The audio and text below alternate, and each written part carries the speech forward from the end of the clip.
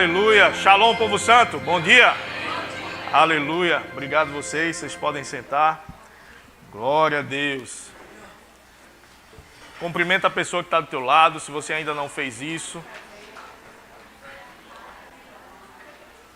Dê um bom dia para ela.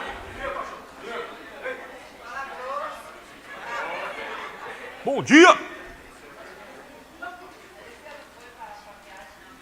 Aleluia.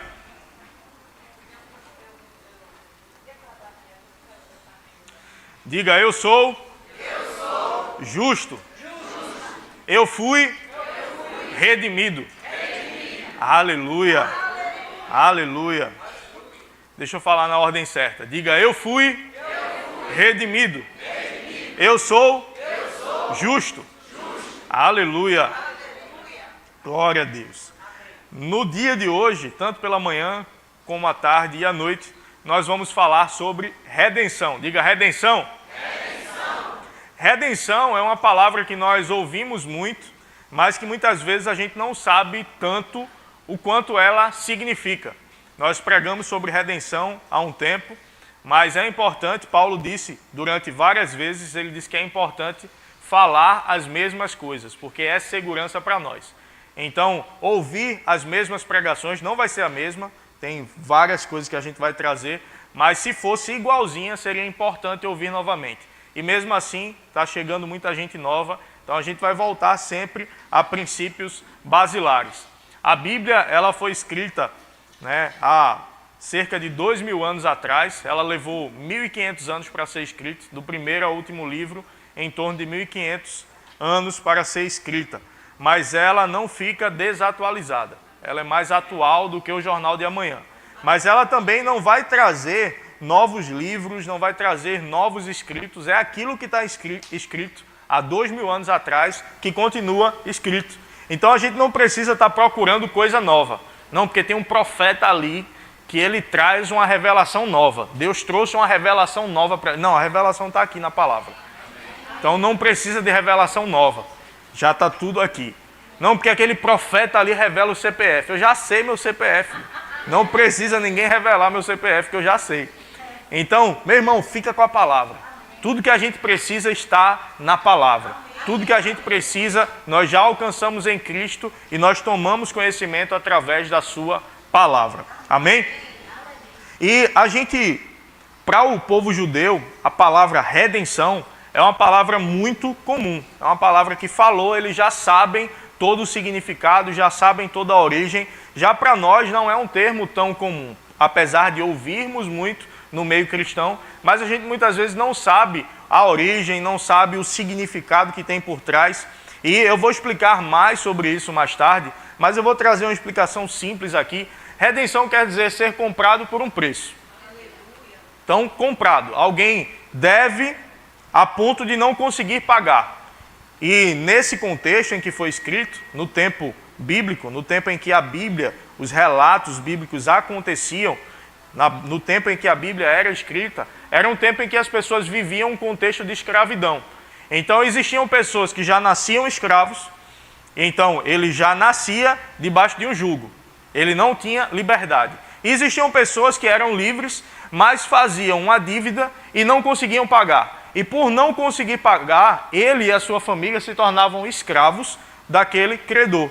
Então alguém, vamos supor, eu estou devendo ao pastor Eric um valor, perdoe, pastor, esse valor, deixa para lá. Mas aí o pastor Eric, vamos dizer que ele não perdoou. E aí aquela dívida foi aumentando, e chegou a um ponto que eu não conseguiria mais pagar. Então eu me tornei escravo dele e da irmã Sheila. Então a gente está lá, varrendo a casa dele, lavando os pratos, cozinhando, trabalhando para eles. Guarda-costa do pastor. Então a gente está lá trabalhando para eles e nós nos tornamos propriedade deles.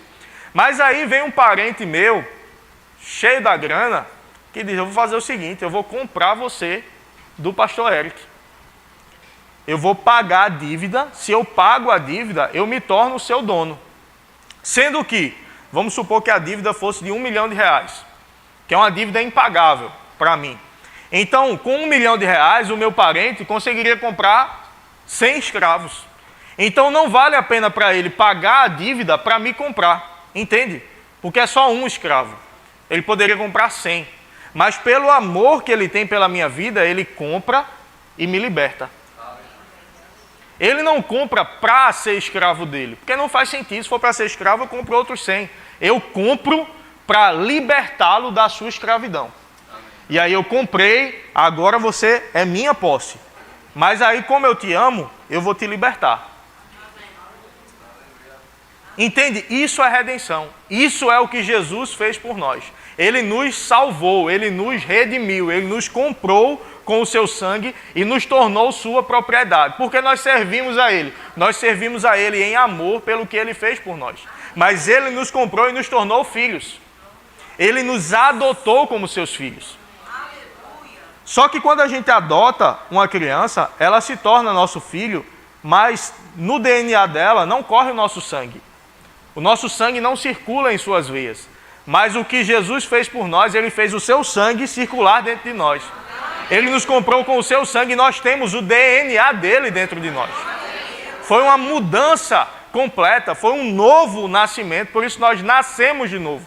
Nós saímos da família que nós existíamos anteriormente, nós passamos a ser família dele, criados em Cristo, novos nascidos. Isso é uma realidade espiritual que vai refletir em todas as áreas das nossas vidas. Só que muitas vezes, por andarmos em uma vida natural, humana, a gente tem dificuldade de entender algumas coisas espirituais e refletir essas coisas na nossa vida natural. Mas entenda, você e eu somos seres espirituais. Nós somos um espírito, nós temos uma alma e habitamos em um corpo. A nossa alma é a parte dos nossos sentimentos, das nossas emoções, do nosso intelecto. E nós vivemos em um corpo, mas nós não somos um corpo. Nós somos um espírito. E lá no Éden, você vê a criação. Deus criou o homem, colocou o homem no jardim, lugar de delícias, lugar de prazeres. É a origem da palavra, é o que ela significa, Éden. No Éden existia um jardim. O Éden não era o jardim, mas existia um jardim no Éden. E nesse jardim existia uma árvore, que Deus disse, olha, você usufrua de tudo, mas não coma dessa árvore. Você conhece a história, o homem foi lá, né, influenciado pela mulher, a mulher comeu, o homem comeu, igualmente culpado, o homem talvez ainda mais, porque foi dada a ordem a ele, antes da criação da mulher, Deus disse a ele, não coma desse fruto. O homem passou essa orientação para a mulher, mas a mulher decidiu desobedecer e o homem decidiu desobedecer. A responsabilidade é ainda maior do homem. Então, o homem comeu, pecou, influenciado por Satanás. Satanás disse, olha, você pode comer, por que você não come? Aí a mulher disse, não, porque Deus disse que a gente não pode nem comer, nem tocar. Porque se a gente fizer isso, a gente vai morrer. Aí Satanás disse, não, morre não. É porque você vai ser igual a Deus se você fizer isso. Mas o homem já era igual a Deus. Deus nos criou a sua imagem conforme a sua semelhança. Então nós já éramos iguais a Deus. Mas quem queria ser igual a Deus? Satanás. Quando ele era um anjo de luz, ele disse, vou estabelecer o meu trono acima das mais altas nuvens e serei semelhante ao Altíssimo. Quem queria ser semelhante ao Altíssimo? Lúcifer. Aí Deus disse, não, não vai não. Expulsou ele do céu, tirou ele de lá e levou uma terça parte dos anjos com ele. Anjos que se rebelaram, anjos que ele influenciou para estarem com ele acima do líder. Todo princípio de rebelião é satânico. Não, porque a gente consegue fazer melhor do que o nosso líder. A gente consegue. Por que tem que ser ele que tem que liderar? Por que tem que ser ele que tem que fazer? Foi isso que Satanás fez. E ele queria ser semelhante ao Altíssimo. Mas Deus disse, agora eu vou criar alguém semelhante a mim. E ele criou a mim e a você. Então tudo que Satanás quer fazer é fazer você pensar que você não é semelhante ao Altíssimo. Então ele chegou e disse, olha, coma, você pode comer. É porque ele não quer que você seja semelhante a ele.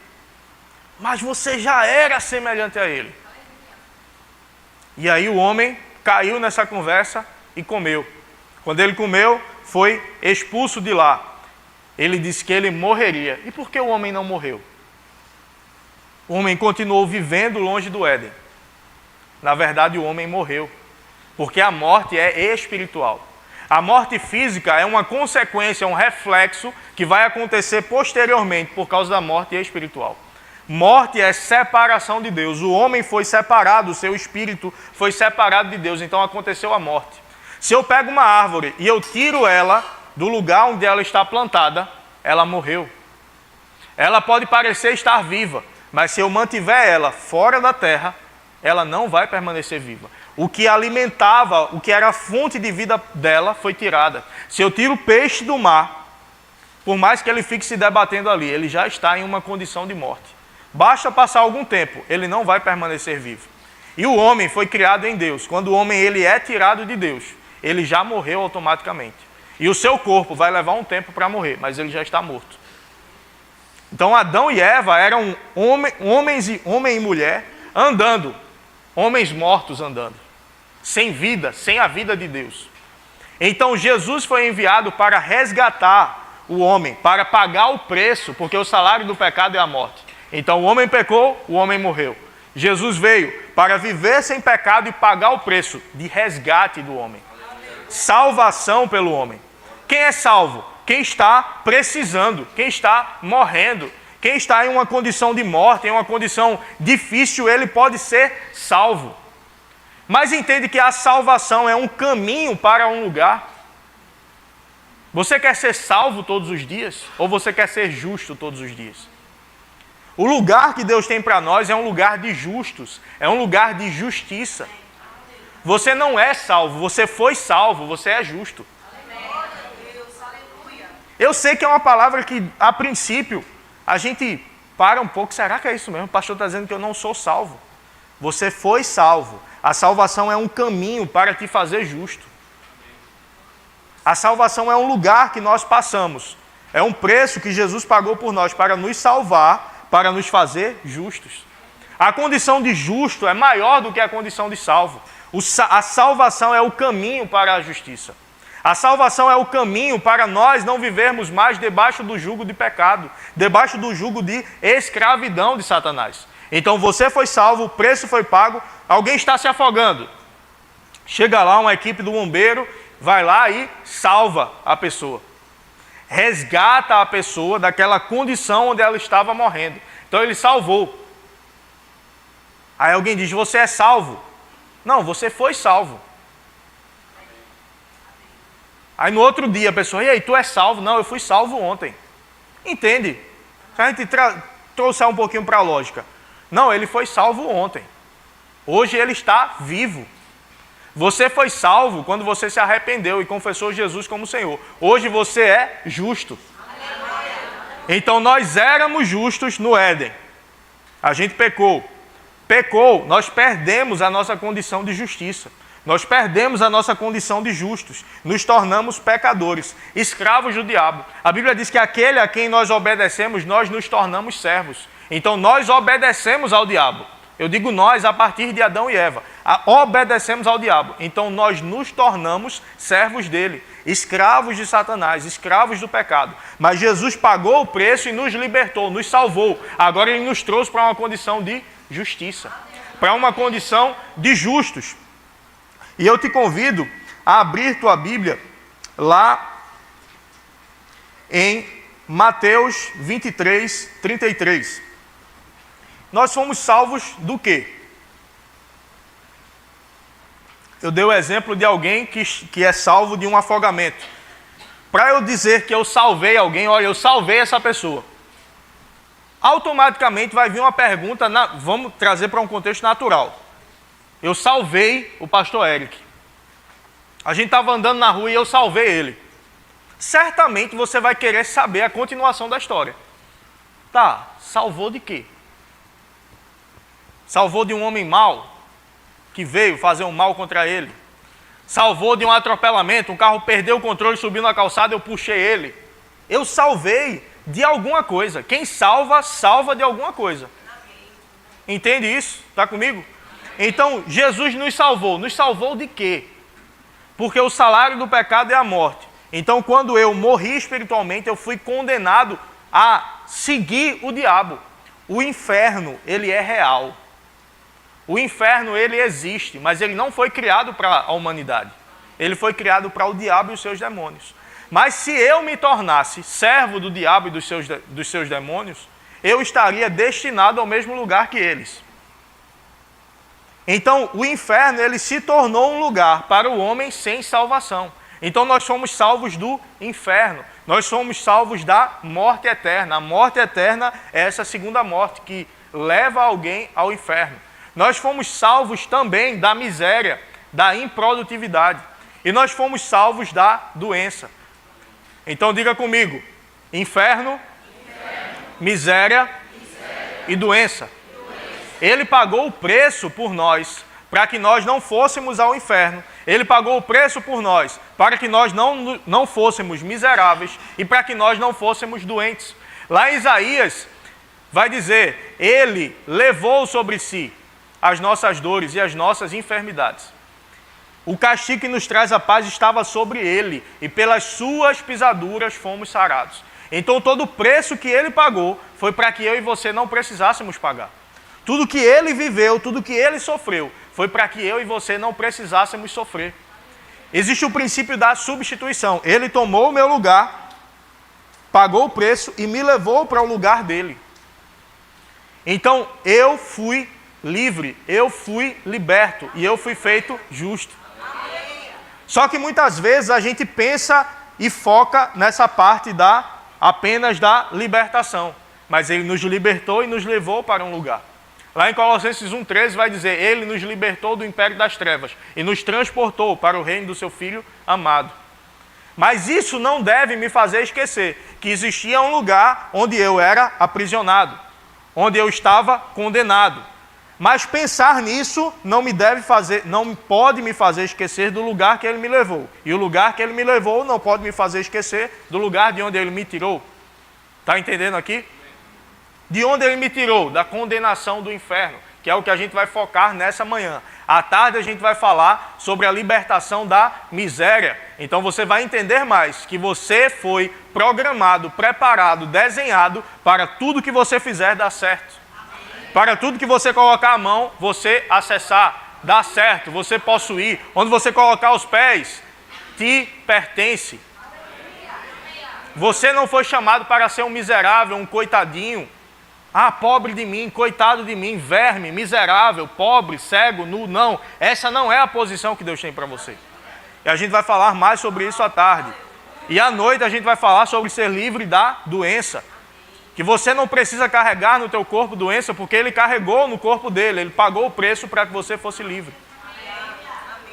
Entender de onde Deus me tirou me traz uma consciência de uma necessidade de um serviço a Ele, de servi-lo, de adorá-lo, de amá-lo.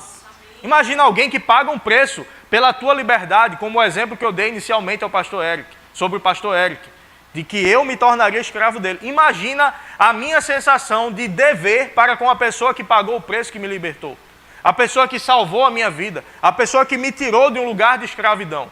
Então isso deve nos trazer a consciência de amor pelo Senhor e de honra e serviço a Ele. Aqui em Mateus 23:33, ele vai dizer: serpentes, isso aqui é Jesus falando, raça de víboras, como escapareis da condenação do inferno? Então existia uma condenação ao inferno. O inferno é um lugar real. O inferno é descrito no Antigo Testamento, no Novo Testamento, como um lugar de sofrimento eterno, onde o fogo não apaga, onde os vermes comem o corpo, mas nunca terminam de comer. É um lugar de sofrimento. A gente muitas vezes, por focarmos no que Deus fez por nós, no lugar que nós temos, que estamos em Cristo, nós não falamos tanto do inferno, mas o inferno é real, meu irmão. E muita gente pensa, e é importante nós vivermos uma vida nesse lugar, onde Deus nos trouxe, onde Deus nos colocou.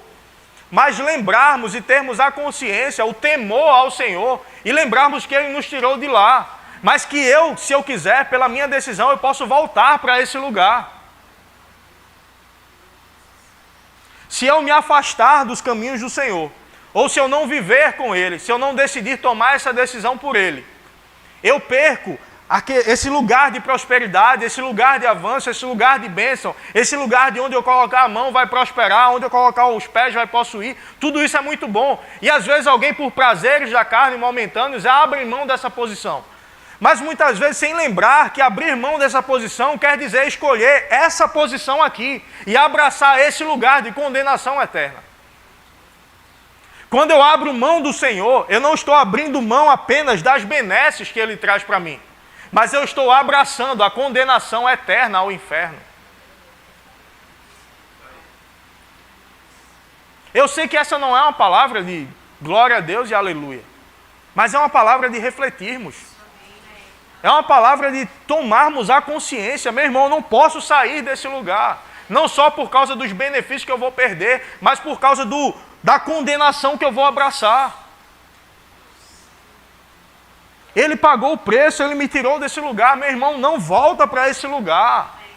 Não abraça o que o mundo vai pagar para você.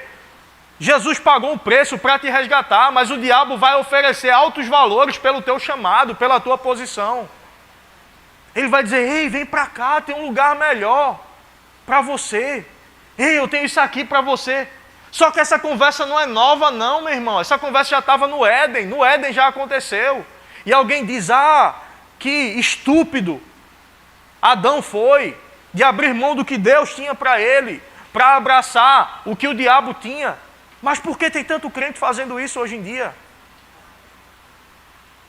Abrindo mão da posição que Deus tem para ele, para se abraçar com o mundo. E às vezes esse se abraçar com o mundo começa com algo tão pequeno.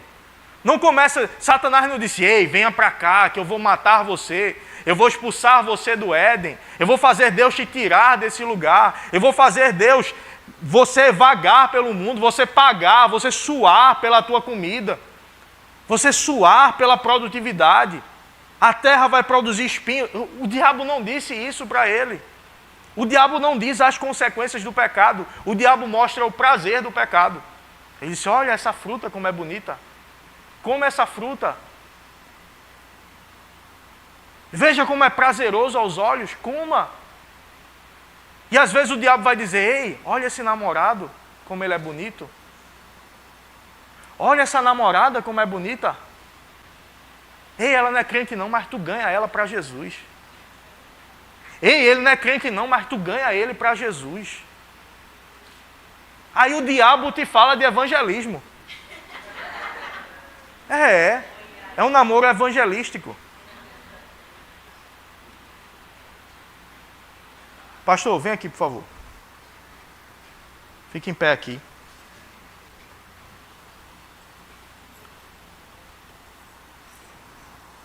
Não, de frente para mim. Eu vou lhe puxar para cima e o senhor me puxa para baixo. Certo? A minha intenção vai ser lhe trazer para cima. Mas a sua intenção, pode puxar forte mesmo. Mas a sua intenção é me puxar para baixo. Certo?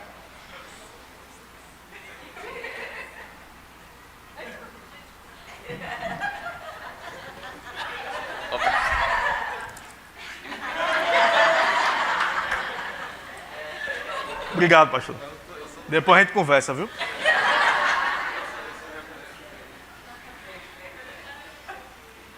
Puxar para cima é mais difícil do que puxar para baixo. A gente foi fazer um passeio certa vez naqueles discos. Aqueles discos que uma lancha puxa e chega lá no mar, ela faz uma manobra assim, o disco faz... E a pessoa lá é um pouco alta, aquilo ali, ele balanceou, colocou os pesos divididos. E eu me lembro que eu estava de um lado, Kátia, que é a filha de Adriana, a filha que eu ganhei, estava do outro lado, atrás, né? E Kátia magrinha, segurando nas... Aí a lancha ia, puxava, jogava aquele disco, a gente saía pela água. E aí terminou, ele parou num lugar no mar e disse, vocês podem mergulhar aí um pouco, e daqui a pouco a gente sobe de novo e vai. Quando parou, eu disse, eu vou olhar logo Kátia, né? Quando eu subi, que eu olhei, cadê Kátia? Eu disse, nessa voada aí, Kátia voou, foi-se embora. Como é que eu vou dizer a Adriana? Mas Kátia foi a primeira a mergulhar, por isso que eu não a vi mais, ela estava embaixo. Aí depois a gente nadou e a pessoa foi nos puxar para cima. E ele disse, não puxa, deixa que eu te puxo. Eu só segurei na mão dele e ele puxou para cima. Porque ele disse, se você me puxar, eu vou cair.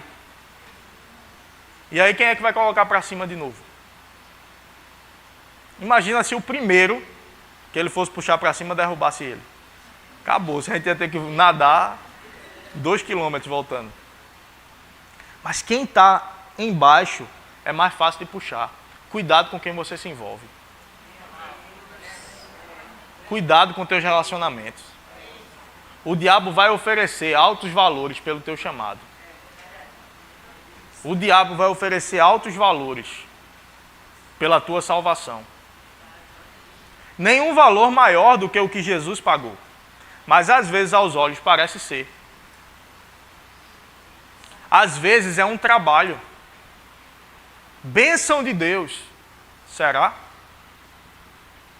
Se te afasta de Deus, não é bênção dele. Não, eu estava crendo para um namorado. Ele é crente? Já aconteceu. Pastor, ora pelo nosso namoro. Ele é crente? É não, pastor. Como eu posso abençoar algo que o Senhor não abençoa? Aí tem gente que fica com raiva de mim. Meu irmão, eu vou seguir a palavra. A Bíblia diz, não entre em julgo desigual.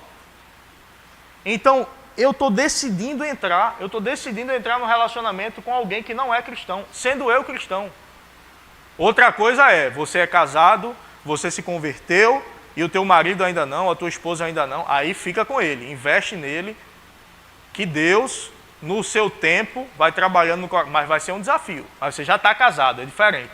Agora eu decidi entrar no namoro com alguém que não é cristão,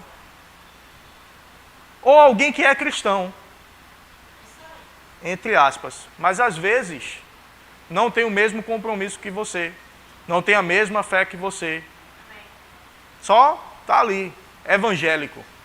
É evangélico, mas não é cristão não. Não é todo evangélico que é cristão não, viu? Cristão é seguidor de Cristo, que segue os seus princípios, que ama ao Senhor. Se envolva com alguém que ame mais ao Senhor do que você. Ame mais ao Senhor do que a você. Para você entender bem o que eu estou dizendo. Ame mais ao Senhor, meu irmão. Não entra em julgo desigual. Não perde o que Deus tem dado para você. Você entende que quando você entra nisso, e aí começa a namorar, começa a vir menos para a igreja. Começa a se envolver menos, começa a questionar mais, começa a achar mais ruim as coisas. Ou entra num trabalho, ou amizade de trabalho, ou de faculdade. O irmão Reagan, ele dizia que os 3 lugares onde existe maior influência demoníaca: hospital, faculdade e presídio. Hospital, presídio e faculdade. Lugares com grandes influências malignas. Hospital e presídio são lugares que eu costumo frequentar. Por causa do meu, quer dizer, hospital nem tanto, mas presídio eu costumo frequentar por causa do meu trabalho. É um lugar terrível, você sente um peso maligno ali. Mas às vezes na faculdade não sente. Às vezes na faculdade você chega, amigos, pessoas bacanas, gente boa, legal. Vamos sair, vou tomar um ali. Não, eu sou crente, não tem nada não. Não tem nada demais não. Tu não vai beber não, tu só vai sentar com a gente. O diabo é pai do tem nada demais. Tem nada demais e tem nada a ver. São os 2 filhos do diabo. Tem nada a ver isso aí, isso é besteira. Vem, tu vai só sentar com a gente. Aí tu tá sentando lá. Ó, a gente vai para uma festa ali, uma balada. Não, eu sou crente, mas tu não foi pro bar lá, besteira. Tu só vai para lá, fica com a gente. Aí vai. Aí daqui a pouco a festa já é no domingo de noite. Não, eu tenho culto. Não, pô, falta hoje. Toda semana tu tem culto. Toda semana tu na igreja. Toda semana tu na igreja. Bora pra lá. Né? Uma vezinha só. Aí vai. Aí tá cada vez mais se distanciando desse lugar aqui, ó. Sem perceber, tá indo para aquele lugar lá, ó. Sem perceber. Devagarzinho, o diabo vai seduzindo, trazendo para esse lugar. Daqui a pouco você não prioriza mais o que você priorizava. Você não valoriza mais o que você valorizava. E aí já deixa de ir para a igreja. Nada contra quem está sentado atrás não, viu? É um exemplo. Que sentava na frente, mas decide ir sentando mais atrás. Ficar mais perto da porta de saída. Ficar mais distante do serviço. Não, esse culto aqui eu não vou não, precisa não, já fui domingo. E vai esfriando. Meu irmão, não é de um dia para a noite que você está aqui e cai para cá, não. É aos poucos, aos poucos, aos poucos. Ei, se eu estou pregando isso, que eu nem programei falar tudo isso aqui, é porque Deus está trazendo alguém, olha, um despertar. Ei, preste atenção, para onde tu está indo, volta para cá. Volta para cá, preste atenção. Não se distrai. Ei, o inferno é real, meu irmão. O inferno é real. Existe um lugar de condenação. Mas existe um preço que foi pago para que eu e você não fôssemos para esse lugar. Não decide voltar para lá, meu irmão. Toma cuidado. Tenha compromisso com o Senhor. Compromisso com as coisas do Senhor. O mundo vai ser atrativo. Os valores oferecidos serão altos. Os manjares serão belos. Mas pode ter certeza que vale a pena abrir mão desses manjares. Vale a pena decidir firmemente não contaminar-se. É necessário uma decisão firme. A história de Daniel e os seus amigos lá, Sadraque, Mesaque e Abdenego, você conhece bem, foram levados cativos para a Babilônia. Chegaram lá, iam ser treinados para, depois de um tempo, servirem diante do rei, diante do imperador. Mas a Bíblia diz que Daniel e seus amigos decidiram firmemente não contaminar-se com as finas iguarias do rei. Eles teriam uma alimentação diferenciada. O povo é levado escravo, mas desse povo ia ter alguns que seriam levantados como uma espécie de príncipes. Veja, eu era escravo, agora eu posso ser príncipe aqui. Ia ter uma comida diferenciada, uma educação diferenciada, um treinamento diferenciado. Aí, eles dizem, eu não quero essa comida.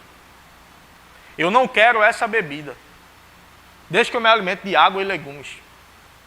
Porque ele sabia, meu irmão. Tem algum pecado na comida?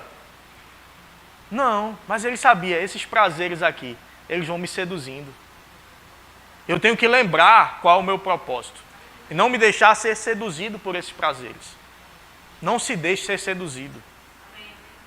Se a gente conseguisse ver o que há por trás de cada decisão, a gente deixaria de tomar muitas decisões.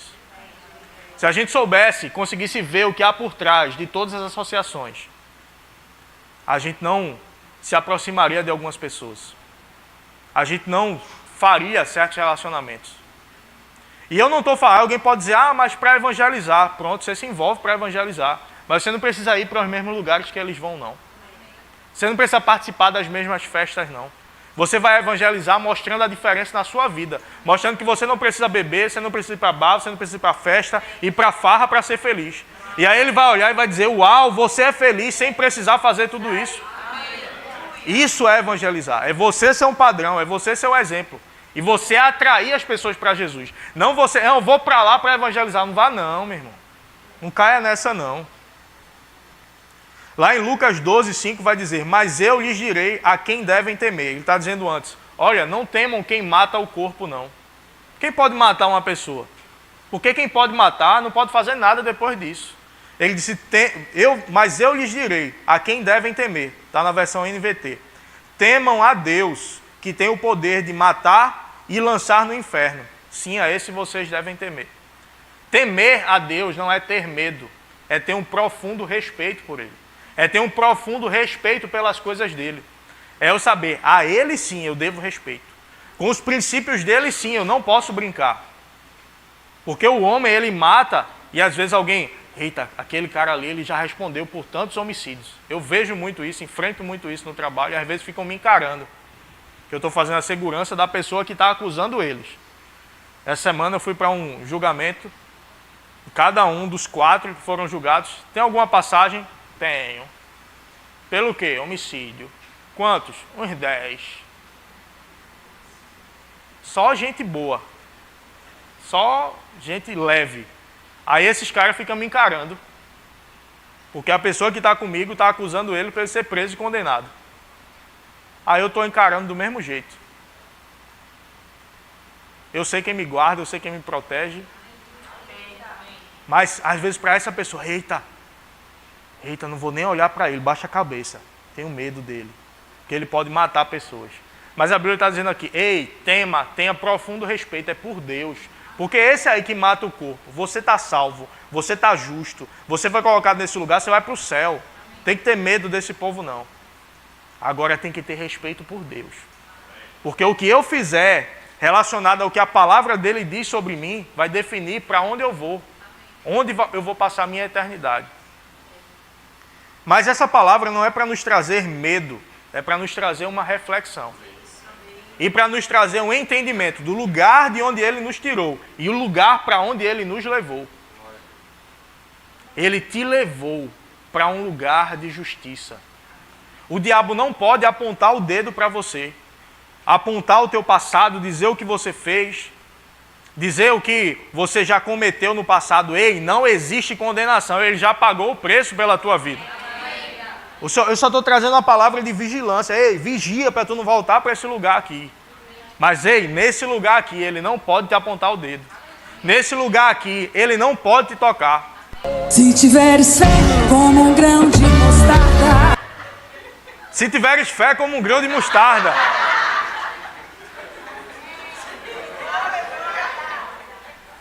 Radai.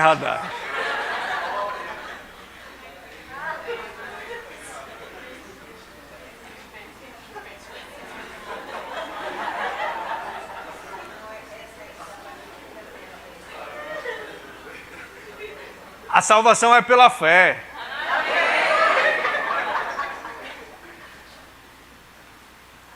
Meu irmão, lá em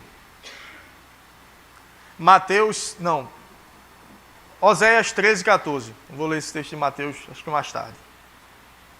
Diz assim, eu os remirei.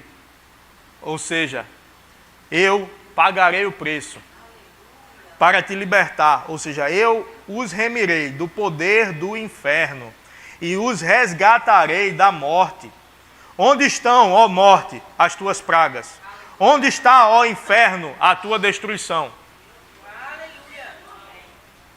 Sabe, o Senhor ele não se posiciona com medo da morte ou com medo do inferno. Ele é o Senhor de tudo. Ele diz, olha, eu os resgatarei do poder da morte. Ei, a morte não tem poder sobre a tua vida. Eu acho que você não entendeu. A morte não tem poder sobre a tua vida. Alguém pode dizer, mas crente também não morre. Não. Esse corpo aqui que acaba o tempo dele. Mas crente não morre. Crente muda de lugar, muda de endereço. A morte não tem poder sobre a tua vida porque você é um espírito e tem um espírito recriado. E o Espírito de Deus habita em você. A morte não pode com você. O inferno não pode com você. Você foi resgatado, você foi livre, você foi salvo e hoje você é justo. Então essa liberdade me tirou desse lugar e me colocou nesse lugar de justo. Ele me fez justo. Ele me fez justiça. Lá em 2 Coríntios 5:21 vai dizer, aquele que não conheceu o pecado, Jesus, ele o fez pecado por nós, para que nele fôssemos feitos justiça de Deus. Aí alguém diz, cuidado com a justiça de Deus. Não, a justiça de Deus é o que te salvou. Justiça de Deus é o lugar que Ele te colocou. E você vai ter uma matéria no Rema chamada Justiça de Deus. São cerca de 14 horas de conteúdo só explicando sobre a justiça de Deus. Não tem como a tua vida ser a mesma depois disso. Te prepara porque esse mês abre as matrículas para o Rema. Você vai ter uma matéria chamada Escatologia, onde vai estudar tudo do fim dos tempos. O Tribunal de Cristo, o juízo do grande trono branco, onde você vai aprender para onde você vai, para o Tribunal de Cristo, você que é salvo, onde você vai receber as recompensas pelo que você fez em fidelidade. Aquele que não foi salvo vai para o juízo do grande trono branco, onde vai ser julgado, mas já está condenado. Mas você não vai passar por esse lugar para definir se você vai ser condenado ou não. Porque quando você chega lá, ele vê Ele vai olhar teu nome. Aí pecado está lá, perdoado. Está o carimbo lá, Jesus já pagou. E aí quando ele olha, ele não vê a tua justiça, ele vê a justiça de Jesus. Ele vê o lugar que você foi colocado em Cristo. Ou seja, você agora é justo. Não pode entrar no céu se não for justo. Só que essa justiça eu não consigo pelo meu mérito. Eu consigo pelo que ele fez por mim. Só que isso não me dá o direito de andar em pecado. Paulo disse, onde abundou o pecado, superabundou a graça de Deus. Lá em Romanos ele vai falar sobre isso. E ele diz, aí alguém pode dizer, então, se onde abundou o pecado, superabundou a graça, eu vou pecar mais para que a graça continue aumentando. E aí ele vai dizer, como? Se você morreu para o pecado. Como? Se eu morri para o pecado, eu vou pecar mais. Não, meu irmão. O pecado é um deslize que um crente pode cometer. É uma distração, ele pecou. Mas não é uma vida de pecado. Você não vive mais uma vida escravizado pelo pecado, porque Jesus pagou o preço por mim e por você para nos tirar desse lugar. Lá em Romanos 4, 25 vai dizer, o qual foi entregue por causa das nossas transgressões e ressuscitou por causa da nossa justificação. Às vezes a gente fica só com a primeira parte, o qual foi entregue por causa das nossas... Ou seja, ele morreu por causa das nossas transgressões, mas ele ressuscitou por causa da nossa justificação. Você não fica só com a parte em que Jesus morreu, você fica com a parte que ele ressuscitou e ele te colocou nesse lugar de justo. Você é justo. Ei, te anima, você é justo. Ei, te anima, você é justo. Não existe condenação sobre a tua vida. Não existe condenação. Lá em Deuteronômio 6, 23 vai dizer, ele nos tirou do Egito para nos dar esta terra que ele havia prometido sob juramento aos nossos antepassados. Vai ter versão que vai dizer, ele nos tirou do Egito para nos fazer entrar na terra. Isso é um conceito espiritual, isso é uma realidade espiritual. O que aconteceu no Egito era uma prefiguração do que aconteceria conosco em Cristo. Ele nos tirou do Egito para nos fazer entrar. Mas sabe qual é o problema? Às vezes alguém fica com essa parte. Eu fui salvo. Eu fui tirado daqui, da escravidão. Ei, mas e o lugar que ele te levou para lá? Ele te tirou do Egito para te fazer entrar na terra. Para te fazer entrar no lugar de descanso. Para te fazer entrar no lugar de saúde. Para te fazer entrar no lugar de salvação, de prosperidade, de justiça. Então não fica aqui no meio do caminho, vem para aqui, para o lugar que ele te colocou, meu irmão. E tem uma vida plena na terra. Ele nos chamou para manifestarmos a glória dele por onde nós passarmos, para mudarmos regiões, mudarmos realidades. Alexandre mandou uma mensagem para mim essa semana, pastor, o senhor tem falado, então eu fiquei sabendo, vou falar para o senhor tem falado sobre grandes empreendimentos, sobre coisas boas chegando para o Janga, sobre o Janga prosperando. Ele disse, olha, está chegando uma Smart Fit para o Janga, McDonald's já está certo vir para o Janga. Não que você vai estar comendo no McDonald's, vigia na terra.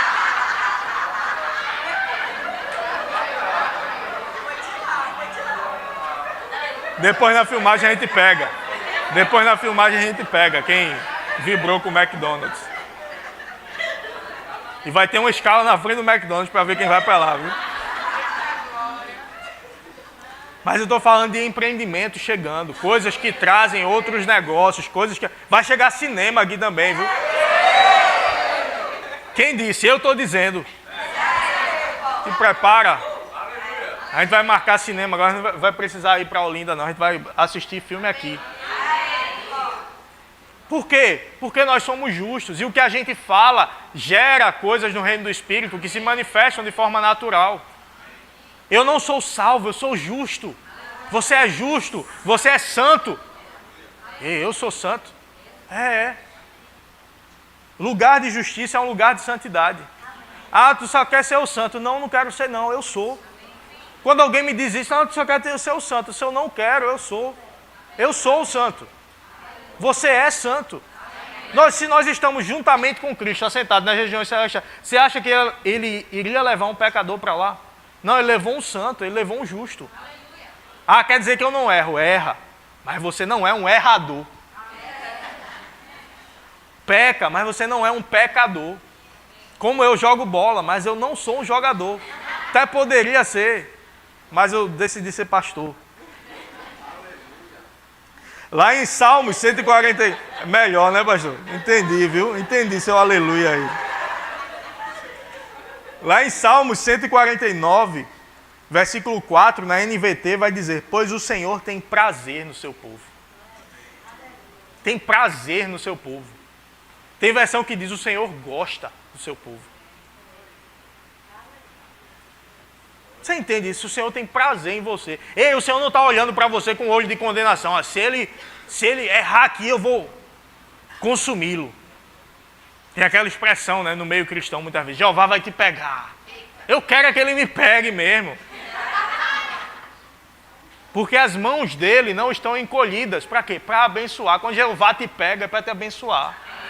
Ei, o diabo é que condena, o diabo é que coloca doença, o diabo é que coloca enfermidade, o diabo é que coloca miséria. Não, porque eu estou aqui sofrendo, estou aqui penando, está difícil a minha vida, porque Jeová está tratando comigo. Jeová não trata desse jeito não, meu irmão. Mais tarde a gente vai ver mais sobre isso, não dá tempo não. Quero chamar já o grupo de música. Lá em Atos 10, 38, vai dizer que o Espírito ungiu a Jesus de Nazaré, o qual andou por toda a parte, fazendo bem e curando a todos os oprimidos do diabo. Então, opressão é do diabo. Opressão. Jesus andou fazendo bem e curando a todos os oprimidos do diabo, porque Deus era com ele. Então, como é que Deus oprime e Jesus vai lá e cura o oprimido? Jesus vai lá e liberta o oprimido. Então, Deus faz uma coisa e Jesus faz outra coisa.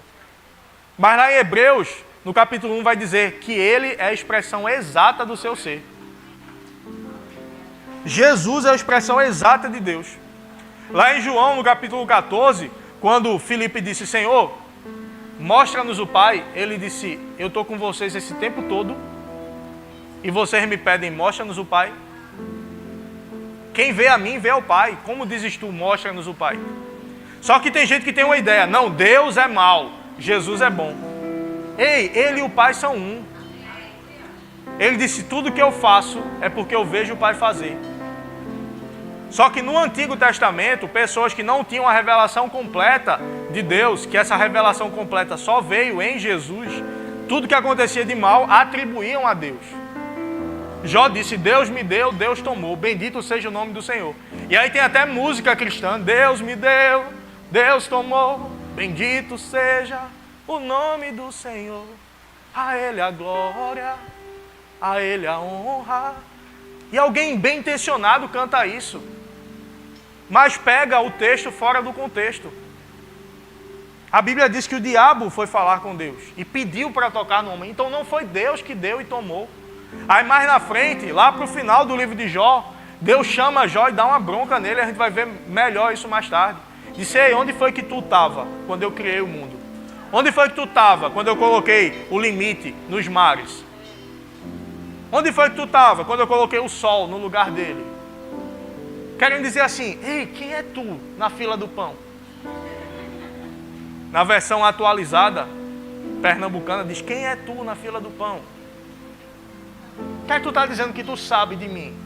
O que é que tu está atribuindo a mim coisas que eu não fiz? E aí Jó vai e diz: antes eu te conheci. Ele disse: eu falei do que eu não sabia. Eu não vou ler porque vai ser um tempo maior e mais tarde a gente fala. Falei do que eu não sabia, coisas maravilhosas demais para mim. Ou seja, coisas grandes demais que eu não tinha entendimento. Quando Jó viveu, não tinha nenhum livro da Bíblia escrito. Ele disse: eu te conhecia de ouvir falar. Hoje os meus olhos te veem. Me arrependo do pó e da cinza. Ou seja, aquela besteira que eu falei lá atrás, eu me arrependo. Eu falei do que eu não sabia. Hoje é que eu te conheço. Só que aí tem crente que canta a música do período em que Jó não conhecia o Senhor, atribuindo coisas a Deus que Deus nunca fez. Ei, Deus é maravilhoso, Ele é teu Pai, Ele é amor, Ele te resgatou, Ele te salvou e Ele te fez justo. Ei, viva nessa justiça, viva com essa consciência, viva livre de condenação, viva livre do poder do pecado. Isso não pode te tocar. Viva nesse lugar que o Senhor preparou para você. E lá em Romanos 5, recomendo muito a leitura do livro de Romanos. Romanos é um livro, tudo que está na Bíblia é sensacional, mas Romanos é de uma argumentação que inclusive eu já mencionei aqui. O livro de Romanos já foi usado em universidades, no curso de Direito, para que os estudantes de Direito aprendessem sobre argumentação com Romanos. Que Paulo traz da consciência da justificação, do lugar que nós estávamos, do que Jesus fez, do lugar que Ele nos colocou. E aqui em Romanos 5,17 ele vai dizer: se pela ofensa de um só, e por meio de um só, reinou a morte, muito mais, diga muito mais. Você pode fazer melhor, muito mais. Os que recebem a abundância da graça e o dom da justiça reinarão em vida, por meio de um só, a saber, Jesus Cristo. Que alguém pode dizer: ah, mas eu não fiz nada para ser pecador, eu nasci e já era pecador, porque Adão fez algo lá atrás. Adão errou lá atrás, eu me tornei um errador hoje. Adão pecou, eu me tornei um pecador. Adão foi condenado, eu me tornei condenado também. Foi por meio de um só que entrou a ofensa. Foi por meio de um só que entrou o pecado. Mas aqui Paulo está dizendo: ei, foi por meio de um só também que veio a justificação. Foi por meio de um só também que veio a justiça. Foi por meio de um só que veio o resgate. Foi por meio de um só que veio o perdão. Ei, ele disse: pela ofensa de um só reinou a morte. Muito mais, muito mais, muito mais os que recebem a abundância da graça. Muito mais os que recebem o dom da justiça. O que é dom? É presente. Muito mais, meu irmão. Se por meio do erro de um, a morte reinou. Ei, por meio do acerto de um, a vida reinou. A justiça reinou. Por meio de um só, você recebeu o dom, um presente. Um presente. O que é que eu fiz para receber? Nada, eu só criei. Eu só criei em Jesus como Senhor. Só confessei Ele como Senhor. E aí eu recebi de graça o presente, o dom da justiça, o dom de ser justo, o dom de não ser mais condenado. E como recebendo esse dom eu posso viver como um condenado? Eu posso viver afastado desse lugar que Ele providenciou para mim. Não viva, meu irmão. Não viva afastado desse lugar. Não viva aquém desse lugar. Não viva abaixo disso que Jesus conquistou para você. Deixa eu abrir algo aqui.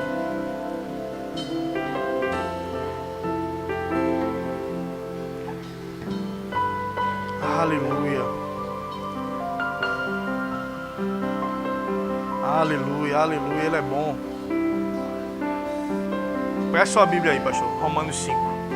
Aqui não está abrindo mais. Sem nada. É coisa.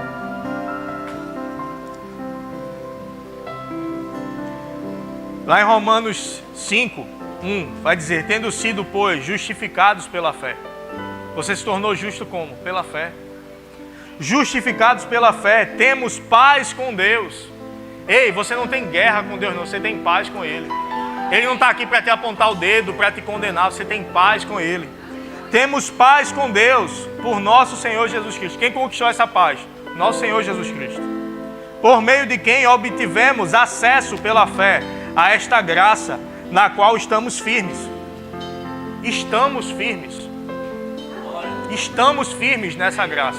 Estamos firmes nesse lugar que Ele conquistou para nós. E nos gloriamos na esperança da glória de Deus. Não só isso, mas também nos gloriamos nas tribulações. Eu não só me glorio, eu não só dou glória a Deus, eu não só me alegro na situação de bonança, porque eu sei o lugar que foi conquistado para mim. E mesmo nas tribulações, não por causa delas, mas em meio a elas. Então a tribulação não te define. Uma dificuldade que você esteja passando não te define. Não te tira desse lugar. Só a tua decisão é que pode te tirar desse lugar. A mesma decisão que te fez vir para cá. Você fez o que para vir para cá? Nada, recebeu e veio para cá. Só a tua rejeição ao que você recebeu que pode te levar para lá. A tribulação não pode te levar para lá. Nos gloriamos nas tribulações porque sabemos que a tribulação produz perseverança. A perseverança, um caráter aprovado. E o caráter aprovado, esperança. Aí eu vou passar um pouco lá em Romanos 10.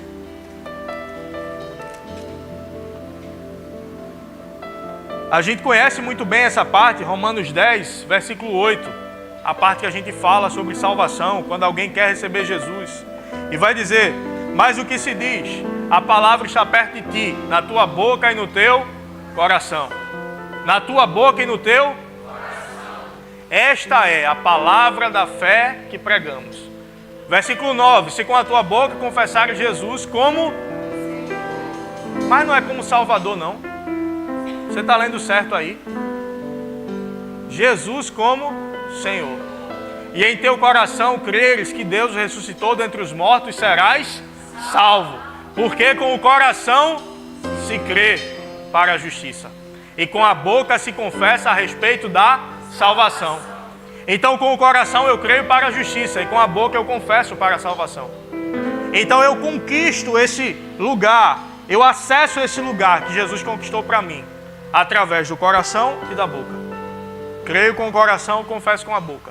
Eu não confesso Jesus como Salvador da minha vida. Eu confesso Jesus como Senhor. A salvação é só uma consequência dele ser Senhor. Quando Jesus é Senhor da tua vida, você foi salvo. E você é justo. Ele não é o teu Salvador constante. Ele te salvou. Por isso a gente chama de Salvador. E a Bíblia o chama de Salvador. Mas não quer dizer que ele fique te salvando sempre. Ele te salvou uma vez. Ele te redimiu uma vez. Ele te comprou uma vez. Ele não precisa te comprar todo dia. Ele já te comprou uma vez. Um sacrifício eterno. Que pagou de uma vez por todas. No Antigo Testamento, o sumo sacerdote precisava sacrificar todos os anos. Mas quando veio Jesus, ele sacrificou uma vez só. O sacrifício perfeito, que pagou o preço completo. Vamos ficar de pé?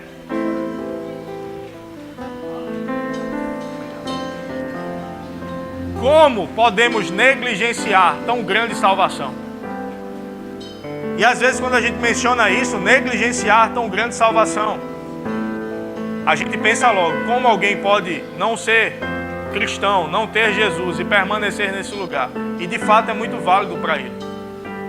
Para quem não é ainda cristão, essa palavra. Mas essa palavra, ela fala muito com cristão também. Como eu posso negligenciar essa salvação tão grande que ele fez por mim? Como eu posso negligenciar esse sacrifício tão grande? Como eu posso negligenciar essa posição de justiça que ele me colocou? Sabe como a gente negligencia? Não andando do jeito que ele nos chamou para andar. E eu não estou falando de pecado. O pecado não deve nem se nomear no nosso meio. Eu estou falando simplesmente de apatia, de ser apático às coisas de Deus, indiferente às coisas de Deus. Você precisa estar mergulhado nele, meu. Mergulhado nesse lugar onde nada mais importa, onde nada mais interessa, onde nada me atrai mais do que ele.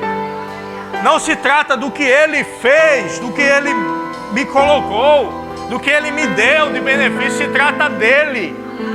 Os benefícios são só uma consequência. É ele que nós devemos amar, é ele que nós devemos reverenciar. Ele deve ser o centro, o principal, o primeiro, o único. Não existe espaço para dois senhores na nossa vida. Não existe meio coração do Senhor. É crer com o coração inteiro. Lá em Crônicas vai dizer: os olhos do Senhor passeiam por toda a terra para mostrar-se forte. Ele quer mostrar-se forte na tua vida. Deus não é fraco, Deus não é pequeno. Ele é o Todo-Poderoso. Ele não gosta de coisa pequena. Uma casinha, um carrinho, um negocinho. Não.